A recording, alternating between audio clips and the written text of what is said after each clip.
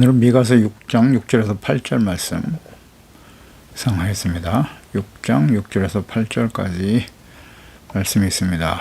내가 무엇을 가지고 여호와 앞에 나아가며 높으신 하나님께 경배할까? 내가 번제물로 일련된 송아지를 가지고 그 앞에 나아갈까? 여호와께서 천천의 순양이나 만만의 금물 같은 기름을 기뻐하실까?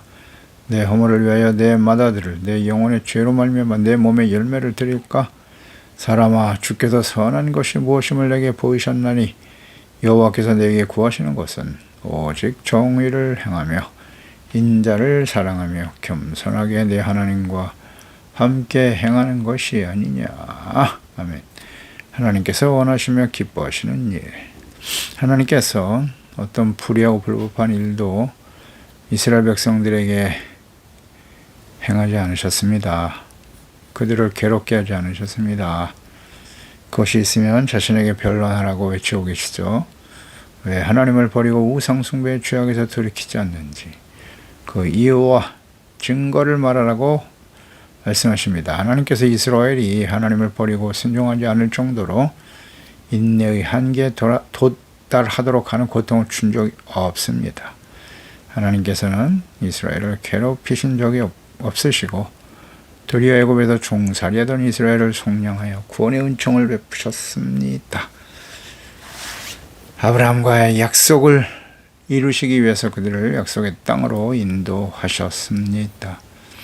하나님께서 베푸신 구원의 은혜와 사랑을 잊어버리고 하나님을 버리고 우상을 향해 달려가며 죄악된 길에서 돌이키지 않는 이 패역한 하나님의 백성들에게 애굽에서의 구원의 은혜를 상기시켜 은혜를 헛되이 받지 않도록 권면하고 계십니다. 하나님은 이스라엘이 출애굽하여 가나안 땅을 정복하는 과정에서 경험하였던 초자연적인 역사를 상기시키심으로써 하나님이 결코 이스라엘 백성들을 괴롭고한 일이 없고 놀라운 은혜를 베풀어 주셨음을 상기시켜 주고 계십니다. 이제 하나님께서 언약의 백성들에게 진정 요구하시는 것이 무엇인지에 대해서 말씀하고 있습니다. 6절에 내가 무엇을 가지고 여호와 앞에 나가며 높으신 하나님께 경배할까? 내가 번제물로 일련된 송아지를 가지고 그 앞에 나아갈까? 그러니까 하나님께서 죄 백성들에게 요구하시는 것은 예배, 제물, 제사 이런 형식이 아닙니다. 내가 무엇을 가지고 하나님 앞에 나아갈 것인가? 이런 종교적인 행위, 이것을 주님이 원하시는 것이 아니에요. 이스라엘 백성들이 과거 성전에 나가 제사를 드리는 일, 또 성막을 짓게 하신 목적, 이것이 무엇입니까? 하나님께서 시내산에서 모세에게 율법과 함께 성막 설계도와 건축 재료 등을 상세하게 알려주셨습니다. 제사법, 제물 등에 대해서도 자세히 알려주셨습니다. 율법을 통해 죄를 깨닫고 회개하며 성막에 나가 하나님 앞에서 하나님께서 명하신 대로 제사와 제물을 드려 제사장들을 통해서 지성소에 임재하신 하나님으로부터 제사함받고 하나님과 화목하기 위해서 성막 제사법을 만드신 겁니다. 하나님께서 증거궤 위에 속죄소를 만들고 그룹 둘을 그 위에 만들게 하셨습니다. 출애굽기 25장 17절 이하에 순금으로 속죄소를 만들되 길이는 2규빗 반, 너비는 1규빗 반이 되게 하라. 그러므로 그룹들을 속죄소 두 끝에 쳐서 만들되 그룹은 이 끝에서 또 한 그룹은 저 끝에 그 속죄소 두 끝에 속죄소 한 덩이로 연결하라. 그룹들은 그 날개를 높이 펴서 날개로 속죄소를 덮어라. 그 얼굴을 서로 대하며 속죄소를 향하게 하고 속죄소를 궤에 얹고 내가 네게 줄 증거판 을 궤 속에 넣어라. 십계명 돌판이죠. 거기서 내가 너와 만나고, 저희 하나님의 약속이에요. 거기서 속죄소, 증거궤에 있는 속죄소에서 너를 만나고 속죄소 위 곧 증거궤에 있는 두 그룹 사이에서 내가 이스라엘 자손을 위하여 내게 명령할 모든 일을 너에게 이르리라. 이렇게 약속하셨거든요. 그 번제돈과 물두멍을 거쳐 성소 안에 떡상 등대 분향이죠. 그리고 이제 지성소, 휘장이 가로막혀 있어요. 지성소 안에는 증거궤, 그 위에 속죄소를 만들게 하셨고 하나님께서 그 속죄소 위에 임재하시면서 제사장들을 통해서 이스라엘 백성들, 제사장을 만나, 중보자죠. 제사장들은 이스라엘을 친히 만나 말씀하시고 죄를 용서해 주시는 속죄 은혜를 베풀어 주신 곳이었습니다. 민수기 7장 89절에도 모세가 회막에 들어가서 여호와께 말하려 할 때에 증거께 위 속죄소 위에 두 그룹 사이에서 자기에게 말씀하시는 목소리를 들었으니, 말씀하신 레위기 약속하신 대로 민수기에 그대로 행하신 하나님이시죠. 거기서 목소리를 들었다. 모세가 여호와께서 그에게 말씀하심이었더라. 모든 죄, 번제, 단, 물두멍, 죄를 회개하고 번제를 드리고 씻음받고 용서받고 정결하게 되어 하나님께 나아갈 때 거기서 주님의 음성을 듣게 되는 거예요. 하나님은 죄악을 행하고 죄악된 자리에 서서 드려지는 기도, 간구 받지 않으세요. 민수기 7장 14절, 17장 4절이죠. 그 지팡이를 회막 안에서 내가 너희와 만나는 곳인 증거계 위에 두어라. 증거계 위에서 하나님이 만나 주신다. 그러니까 하나님의 거룩하신 임재하심 앞에 율법을 통해 죄를 깨닫고 회개하며 죄의 삭신 사망 대신에 동물이 죽는 것이요, 그 피를 가지고 하나님께 나아가 제물을 드릴 때 하나님께서 이스라엘 백성들의 죄를 용서해 주시고 하나님과 화목하게 하시는 것입니다. 그래서 하나님께서 세우신 성전, 제사, 제물의 의미, 제사, 또 예배의 의미와 목적을 잘 알고 있어야 되는데 간단해요. 속죄입니다. 용서받고 이롭다므로도 하나님과 화목하게 되는 거예요. 그러니까 제사를 드리는 형식, 어떤 제물을 드려야 하나님께서 기뻐하실까? 이런 생각을 하고 있는 이스라엘 백성들, 하나님께서 성막, 제사법을 주신 근본적인 목적과 이유를 이해하지 못하고 있었습니다. 하나님께서 선지자들을 보내셔서 우상숭배의 죄악을 깨닫고 하나님께 돌아오라고 끊임없이 말씀하셨지만 이스라엘 백성들을 돌이키지 않습니다. 이미 심판과 재앙을 계획하고 계시다라고 선포를 하셨지만 여전히 형식적인 제사, 예배, 외식하는 예배와 기도를 드리고 있었다는 것입니다. 하나님께서 정하신 규례대로 제사와 예물을 드려야 하는 것입니다. 임의로 드리면 안 돼요. 자기가 드리고 싶은 대로, 자기가 원하는 대로 예배를 드리는 게 아니에요. 제물을 드리는 것이 아닙니다. 흠이 없는 제물을 거룩하게 구별하여 드려야 하는 것입니다. 7절에 여호와께서 천천의 순양, 만만의 강물 같은 기름을 기뻐하실까? 내 허물을 위하여 내 맏아들, 내 영혼의 죄로 말미암아 내 몸의 열매, 이걸 드리면 하나님 받으실까? 이스라엘 백성들은 하나님께 천천만만의 수양과 강물 같은 피와 기름을 드리면 하나님이 기뻐하실 것이라고 생각했어요. 근데 하나님 그렇지 않으신다고 하십니다. 이스라엘 백성들, 많은 제물 드리면 하나님이 기뻐할 것이다. 오늘날도 이와 비슷한 생각을 가진 분들이 많죠. 하나님 앞에 열심히 많은 예배를 드리고 많은 헌물을 드리고 봉사를 드리고 그러면 하나님이 기뻐하실 거야. 물론 그 중심이 하나님께 대한 진실한 사랑, 은혜, 감사함으로 드려지면 하나님 받으시겠죠. 근데 하나님을 사랑하는 것이란 예배 횟수, 얼마나 기도를 많이 하느냐, 헌금을 얼마나 많이 하느냐에 달려 있지 않아요. 하나님을 사랑하는 것은 그 말씀을 가지고 지켜 행하는 겁니다. 하나님을 경외한다. 말씀을 듣고 지켜 순종하는 거예요. 아브라함처럼 그 아들 이삭을 번제로 드려라. 이건 하나님께 대한 신뢰가 없으면 할 수 없는 일이에요. 순종하잖아요. 이 아들을 하나님께 드려도 하나님이 이 아들을 다시 살려서 자신과 그 아들, 그 후손에게 주신 하나님의 약속을 이루실 것이다 라는 믿음이죠. 이런 신뢰를 가지고 죽기까지 순종하는 거죠. 이게 바로 하나님을 경외하는 태도입니다. 그런데 이 하나님의 백성들은 말이죠, 얼마나 많은 숫자의 양을 드리고 그 다음에 하나님 앞에 자신의 진실한 신앙의 행위를 보이기 위해서 자식을 번제로 드렸어요. 자식을 내 몸의 일부를 열매로 드리기도 하고 말이죠.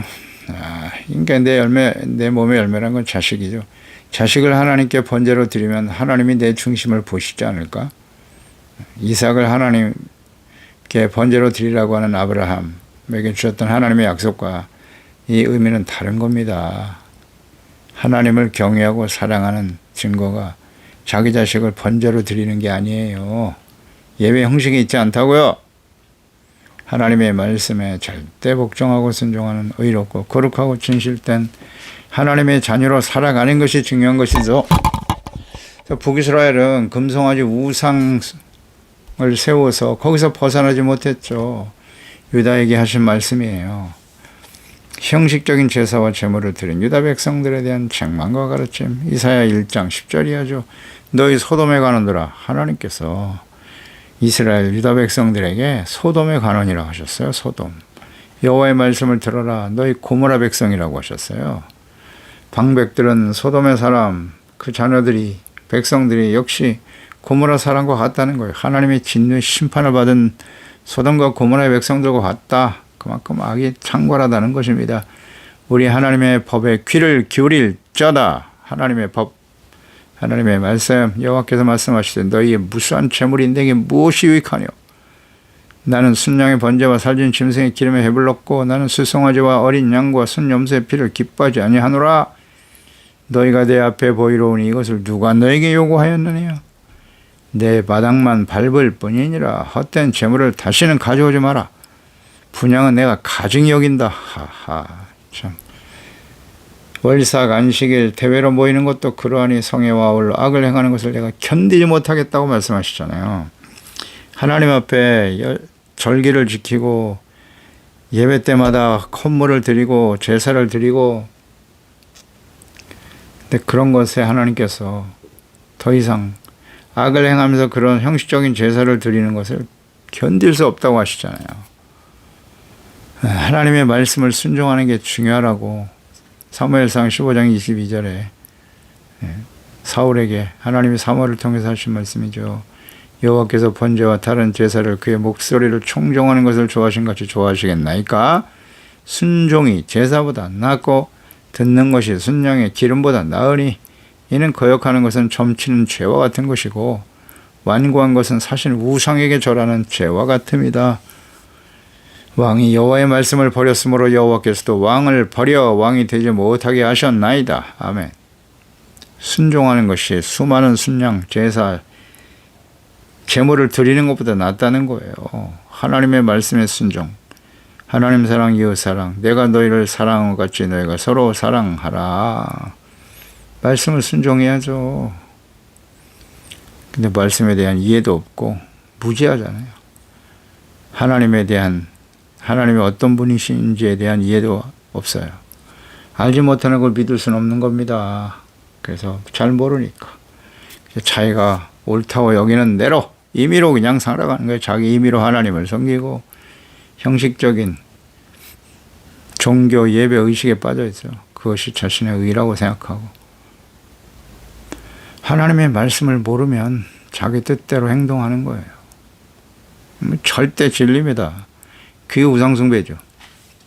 이걸 잘 몰라요. 간단한 진리인데. 외식하는 자들이 되지 말아야 합니다. 외식하는 언약의 백성 이스라엘. 예수님 당시에도 그랬죠. 예수님 당시에 대제사장과 바리새인들 예수님께서 강하게 책망하셨습니다. 마태복음 23장의 내용이죠. 23절에도 화 있을진저 외식하는 서기관과 바리새인들이여 너희가 박하고 회향과 근처에 11조는 드리는데 율로 외에도 중한 바 정의와 긍휼 믿음은 버렸다. 그러나 이것도 행하고 저것도 버리지 말아야 한다. 화 있을진저 외식하는 서기관과 바리새인들이여 전과 대접의 겉은 깨끗이야 돼. 그 안에는 탐욕과 방탕으로 가득하도다. 화 있을진저 외식하는 서기관과 바리새인들이 회칠한 무덤과 같다 그랬어요. 겉으로는 아름답게 보이나 종교적인 형식과 외식은 있는데 그 안에는 죽은 사람의 뼈와 모든 더러운 것이 가득하도다. 강하게 책망하셨습니다. 외식하지 말라고 하셨습니다. 마태복음 6장 산상수훈에서도 이걸 강조하시죠. 구제할 때 외식하는 자가 사람에게 영광을 받으려고 회당과 거리에서 하는 것 같이 너희 앞에 나팔을 불지 말아라. 구제.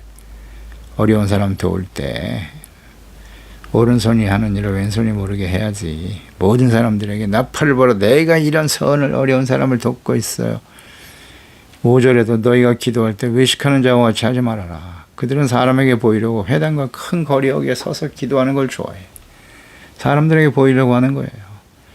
그들은 자기 상을 이미 받았다. 16절에도 금식할 때 외식하는 자들과 같이 슬픈 기색을 보이지 말라 그랬어요. 금식하는 것은 사람에게 보이려고 얼굴을 흉하게 하지도 말아라.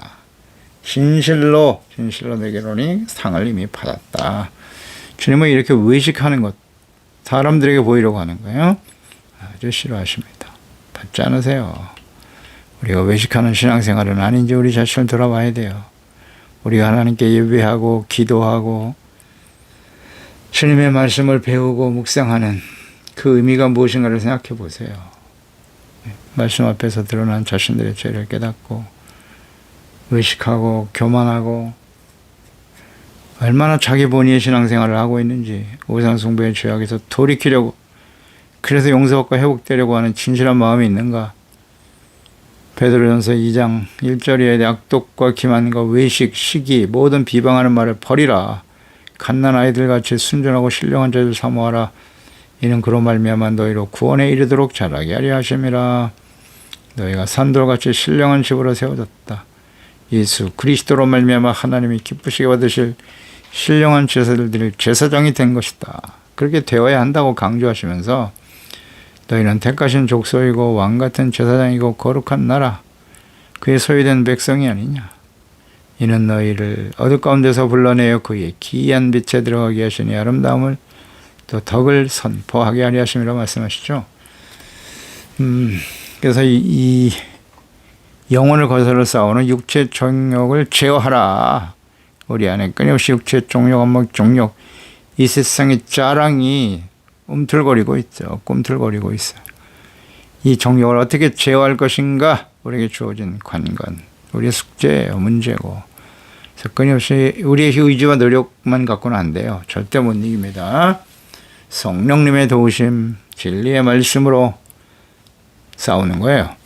하나님께서 형식적이고 외식하는 제사와 제물을 드리는 이스라엘 백성들, 하나님의 자녀들을 기뻐하지 않으십니다. 외식, 위선적인 제사와 예배, 제물보다는 진정 하나님께서 그의 자녀와 백성들에게 원하시는 것이 있는데, 8절 사람아 주께서 선한 것이 무엇임을 내게 보이시지 않느냐. 여호와께서 내게 구하시는 것은 오직 정의를 행하고 인자를 사랑하며 겸손하게 내 하나님과 함께 행하는 것이 아니냐. 선한 것이 무엇임을 내게 보이셨다. 선하신 하나님, 선을 행하시는 하나님이죠. 그러니까 선한 행실을 주님이 원하신답니다. 그 선이란 과연 뭐냐. 선하신 하나님, 하나님의 사람 다윗, 그의 고백과 찬양을 보면 10편 34편 8절이야. 너희는 여호와의 선하심을 맛보할 자다. 그에게 피하는 자는 복이 있다. 너희 성도들아 여호와를 경외하라. 그를 경외하는 자에게는 부족함이 없도다. 아멘. 선하신 하나님을 아는 사람들, 그에게 피하는 자는 복이 있다. 선하신 하나님을 믿고 의지하는 사람들이 복이 있다는 거예요. 선하신 하나님, 이 하나님을 경외하고 그를 경외하는 자에게 부족함이 없다고 하시죠. 믿고 순종함에 따른 사람들이죠. 이 선하신 하나님에 대한 고백과 찬양이 시편과 성경에 가득합니다. 예수께서 부자 청년 관원이 찾아왔을 때 그에게 하신 말씀이죠. 마가복음 10장 17절이야. 예수께서 길에 나가실 새 한 사람이 달려와서 꿇어 앉아 묻되 선한 선생님이여 내가 무엇을 하여야 영생을 얻겠습니까? 예수께서 이르시되 내가 어찌 나를 선하다 일컫느냐? 하나님 한 분 외에는 선한 이가 없으시니라. 그렇습니다. 선하신 분은 오직 하나님 한 분뿐이세요. 선하신 하나님. 근데 예수님께 영생을 사모하는 마음으로 나왔어요. 어떻게 해야? 이렇게 질문하네요. 성경을 기록하신 목적이 디모데후서 3장 16절 17절 교훈, 책망, 바르게 함과 의로 교육하기 위한 것이고 하나님의 사람으로 온전하게 하며 모든 선한 이를 행할 능력을 갖추게 하기 위해서 성경을 기록하신 것이다. 그러니까 우리가 선하신 하나님, 선한 목자이신 예수 그리스도, 그분을 믿고 이제 더 알아가고 믿고 순종하기 위해서 성경을 기록해 주셨으니 성경을 통해서 부지런히 책망과 교훈을 얻어야죠. 하나님께서 주의 자녀들에게 진정 원하시는 선 세 가지로 요약하셨네요. 8절 9절이죠. 너희는 선하심을 맛보알지어다 그에게 피하는 자 복이 있다 이런 말씀하시면서 세 가지로 요약하셨는데 첫째 공의를 행하는 것이다. 공의를 행하며, 공의는 의로운 삶을 의미하는 것이죠. 그러니까 모든 사람들에 대해서 공평정대하게 대하는 것이에요. 그리고 하나님의 말씀을 지켜 행하는 것인데 하나님 사랑, 이웃 사랑이죠. 율법의 핵심은 하나님 사랑, 이웃 사랑이에요. 그것을 실천하는 것이 뭐다? 정의, 공의를 행하는 거예요. 공의.